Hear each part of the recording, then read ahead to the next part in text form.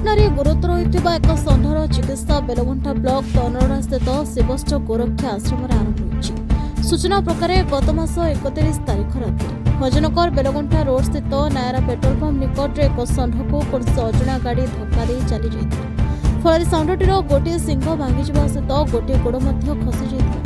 घटनास्थल में षंढटी मुर्मूष अवस्था 2 दिन धरी पड़ रहा पर भंजसेना सेवा संघ पक्षर भंजनगर विज्ञापित अंचल परिषद कार्यालय कर्मचारी सुशांत मिश्र जोगाजोग कर श्री मिश्र सहयोग में भंजनगर प्राणी चिकित्सक षंढटीर चिकित्सा करते षंढर अवस्था सुधार आसी यापर मुजागर निकटस्थ डांगापल्ली ग्रामर जड़े देशी वैद्य आसी षंढटीर गोड़ को जोड़ी षंढटी सुस्थ हो न एने भंजनगर विज्ञापित अंचल परिषद सह जोगाजोग कर कार्यनिर्वाही अधिकारी मुरलीकृष्ण पंडा सहयोग में कार्यालय एक गाड़ी में षंढटी को उद्धार कर तनोड़ा स्थित शिवस्थ गोरक्षा आश्रम में भर्ती कर आश्रम मुख्य शास्त्री आचार्य तत्वावधान में षंढटीर चिकित्सा आरंभ हो। बेलगुंठार सूचना त्रिपाठी रिपोर्ट आवाज ओडिशा।